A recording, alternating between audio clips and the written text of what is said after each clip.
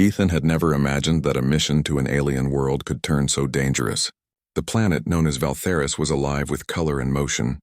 Floating cities drifted among the clouds, glowing with soft bioluminescence, and the forest below shimmered in shades of blue and green.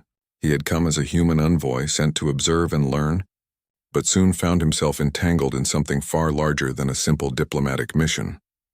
The palace of the alien rulers stood atop a massive plateau, its towers twisting toward the sky like spirals of glass and metal. Ethan watched as the royal procession began. Princess Lyra was to appear before the citizens in a ceremonial event, celebrating her first year as the heir. Crowds of aliens, tall and slender with glimmering skin that shifted colors depending on their mood, filled the streets below. Ethan felt both awe and unease. He had trained for dangerous situations, but nothing could have prepared him for the sheer intensity of Valtheris's world. Yet he had to stay focused. His orders were to observe, record, and ensure diplomacy went smoothly. Lyra appeared on the balcony, her presence commanding despite her youth. Her hair flowed like liquid silver, and her eyes shone with curiosity and intelligence. Ethan could see why the citizens adored her. She radiated warmth and authority at the same time. Suddenly the calm shattered. From the crowd below, a group of rebels surged forward, their weapons gleaming with alien energy. Panic erupted instantly. Screams filled the air as the attackers rushed toward the balcony, clearly aiming for the princess. Without thinking, Ethan moved. Training and instinct took over. He sprinted toward Lyra, pushing aside alien guards who seemed momentarily frozen by the chaos. A blinding flash of energy shot through the air, and Ethan saw it coming straight for the princess. There was no hesitation. He dove in front of her, taking the brunt of the attack. Pain exploded through his shoulder and he fell hard onto the cold stone balcony. Lyra cried out in shock, her hands gripping the railing as she watched him fall.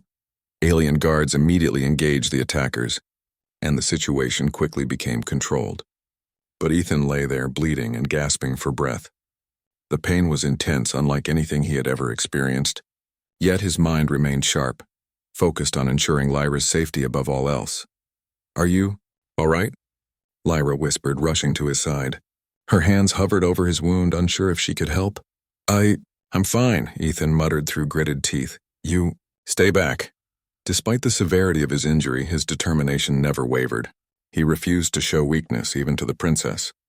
Alien healers arrived quickly, their devices humming with strange light as they assessed his body. Ethan realized they were struggling. Human physiology was unlike anything they had treated before. Queen Cirrus, Lyra's mother, arrived shortly after the chaos subsided. She moved with a grace and authority that left everyone silent. Her eyes, deep and calculating, landed on Ethan. "Who is this human?" she demanded, her voice calm but commanding. He saved the princess," one of the guards replied. "He took the attack meant for her." Queen Cirrus studied Ethan closely. Despite the blood staining his clothes and the obvious pain he suffered, he stood tall, meeting her gaze without fear. There was something about him, something alien in its simplicity yet undeniably human, that drew her attention. "You are brave," she said quietly, almost to herself. Then her gaze hardened. "But bravery alone does not earn trust." Ethan nodded, understanding that respect in this world would not be given lightly. It had to be earned through action, integrity, and intellect. He could feel her weighing him, testing him without words. Days passed as Ethan recovered under alien medical care. The wound was severe, but he healed faster than expected. During this time, he observed the palace, learning its customs and the subtle ways the aliens communicated power and loyalty. Lyra visited him often, bringing gifts from her personal chambers and sharing stories of her life. Despite the danger he had faced, Ethan found himself fascinated by her world. One evening, Lyra sat beside his bed, her eyes reflecting the soft glow of the palace lights. "You risked your life for me," she said. "Why? You barely know me." Ethan smiled weakly. "Because it was the right thing to do. Anyone else in my place should have done the same." She studied him, trying to understand this foreign morality. In Valtheris, acts of bravery often carried expectation or reward. Ethan's courage was different. It came from choice, not obligation. Meanwhile, Queen Cirrus observed silently from afar. She had summoned her advisors, questioning them about the human who had dared to stand in the path of danger. Reports varied. Some called him reckless. Others called him inspired. Yet all agreed he had changed the perception of humans in the eyes of the court. Ethan's presence disrupted the expected order, and that was exactly what caught the Queen's attention. She had seen many warriors, many advisors, and many humans before, but none like him. He had bled for her daughter, faced death without complaint, and yet remained humble. When he finally stood before Queen Ceres fully recovered, the palace was silent. She examined him, her eyes sharp and assessing.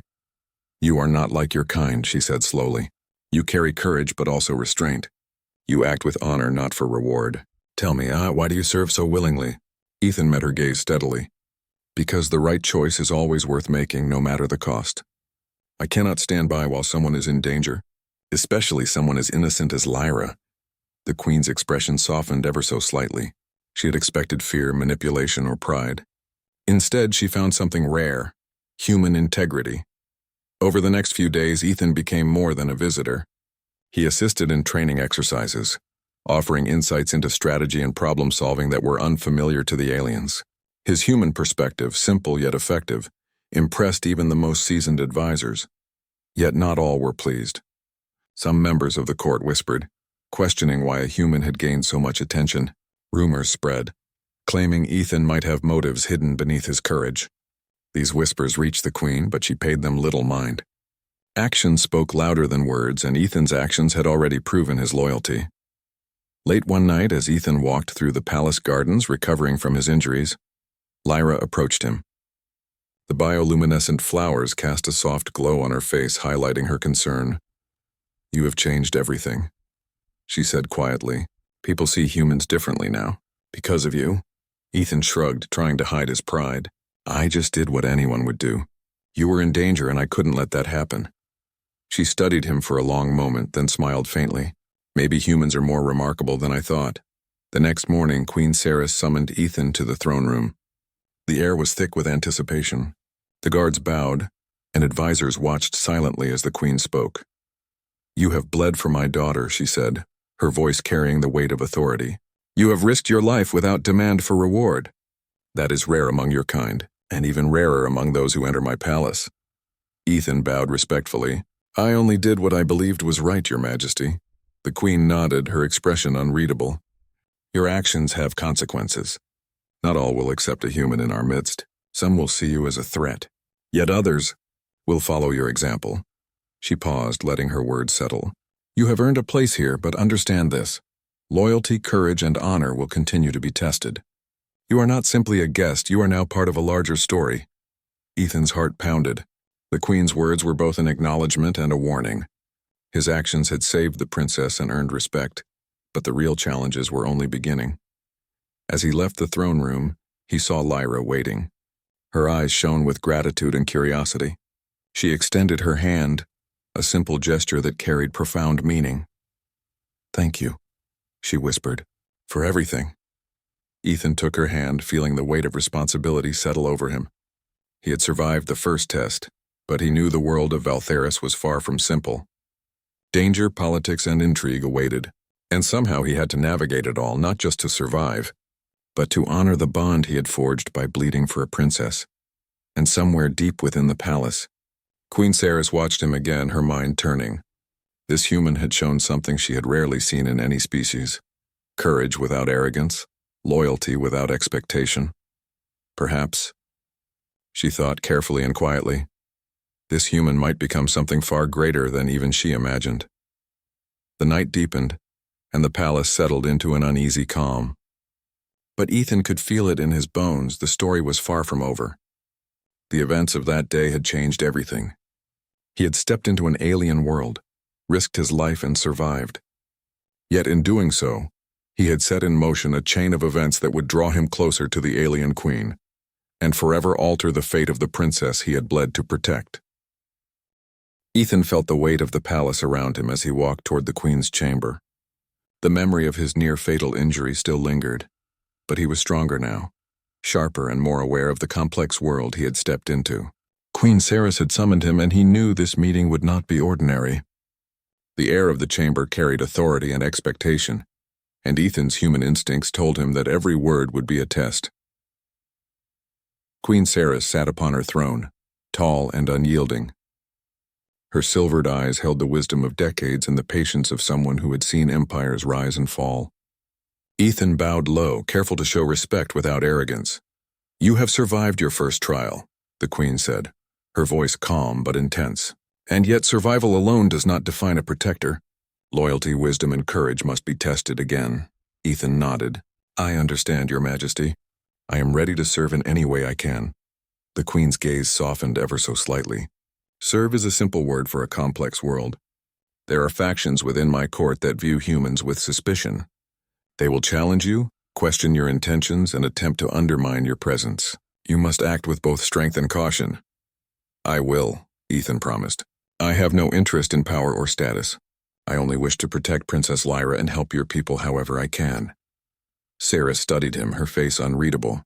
Then she rose from her throne and gestured toward a large map of Valtheris spread across the floor. It depicted the floating cities, the dense forest below, and the key military outposts along the borders. "The rebels who attacked your princess once are not finished," she said. "They seek to destabilize my reign and challenge the succession. We have discovered new intelligence that they plan another strike, larger and more coordinated. I want you to advise on our response." Ethan knelt beside the map, his eyes scanning the details.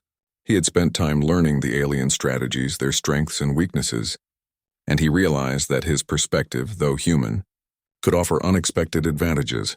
"If they strike here," he said, pointing to a narrow canyon connecting two cities, "we can create a bottleneck.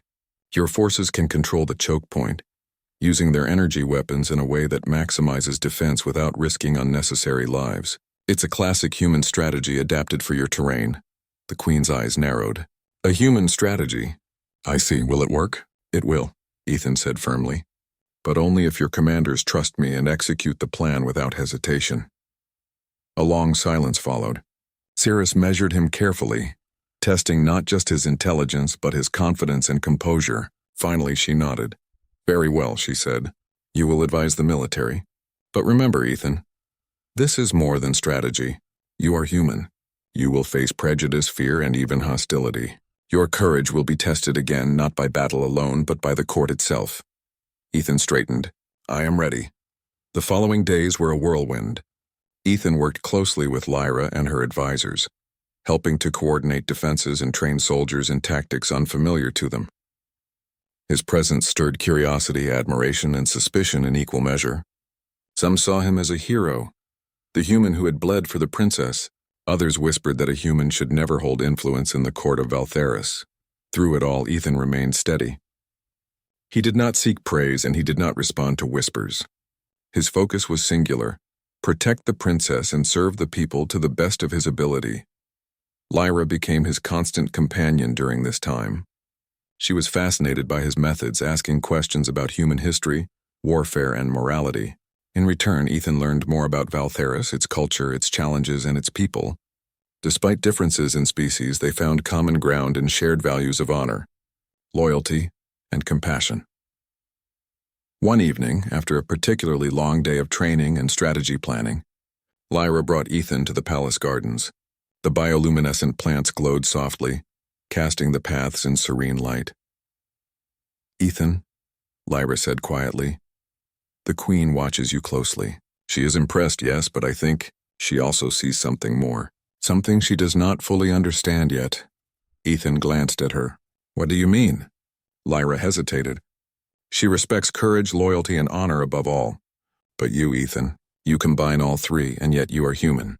That combination is rare. It unsettles her in a way she has not felt before." Ethan considered this, feeling the weight of responsibility. "I only act according to my conscience. I cannot help how that affects others." Lyra smiled faintly. "And yet, it affects everything. You have changed the court, the soldiers, even the people. They see humans differently now. Because of you." The next day, the warning came. The rebels had moved, striking a city near the floating plateau. Ethan, Lyra, and Queen Ceres convened quickly.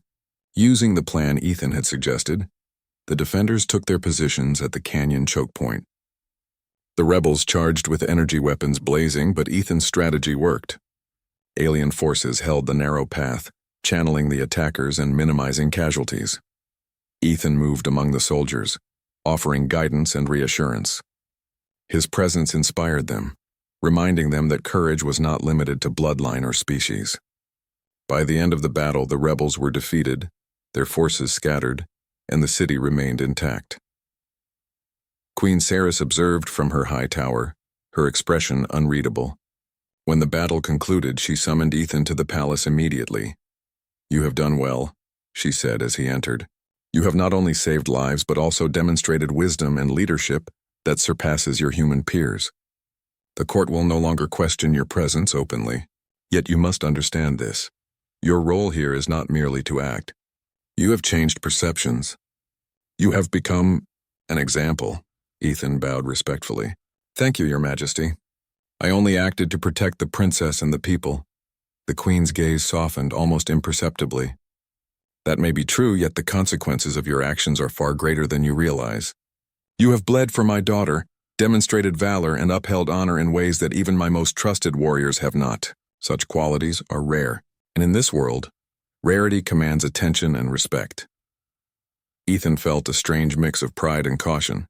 He had succeeded in the battle, but he understood that Valtherys was not simply about combat.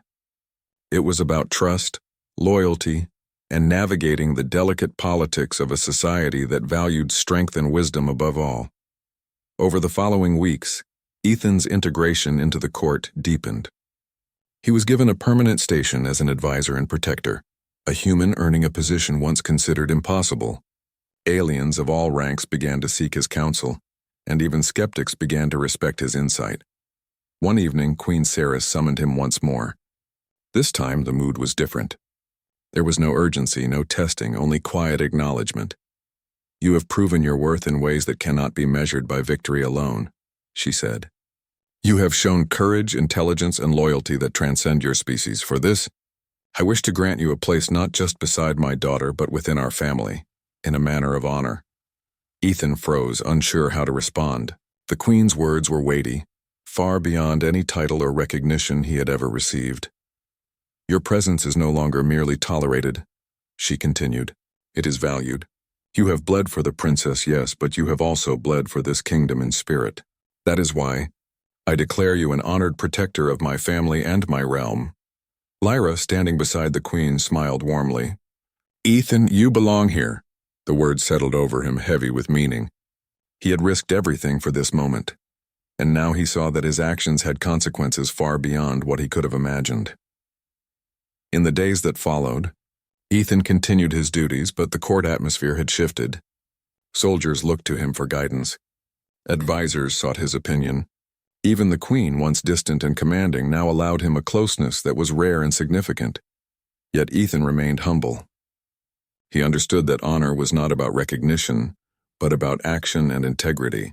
Each day he continued to protect Princess Lyra, guide the kingdom, and demonstrate that humanity, though different, could stand equal among the most advanced civilizations.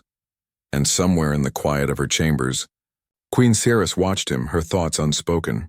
She had seen courage in many forms, loyalty in many hands, but Ethan had shown her something she could not ignore: a human heart, steadfast and true, capable of inspiring even the most cautious of rulers. The palace of Valtherys, once rigid and unyielding, now held a new symbol of hope. Not a weapon, not a law, not a crown, but a human who had bled for the princess and, through courage and honor, had earned a place in the heart of an alien world. Ethan stood on the balcony one evening, looking over the glowing city below. Lyra joined him, her eyes reflecting both admiration and gratitude. "You've changed everything," she said softly. "I just did what I had to do," Ethan replied, looking out at the horizon. "The rest is up to the choices we make every day." Lyra nodded, understanding the truth in his words. Together they looked at the stars, knowing that their bond, built on trust, courage, and sacrifice, would guide them through the challenges to come. And far within the palace, Queen Cerys allowed herself a rare smile. She had witnessed something extraordinary, something that transcended species, culture, and expectation. A human had bled for her daughter, and in doing so had earned a place not just in the kingdom, but in her respect and perhaps in the future, her inn.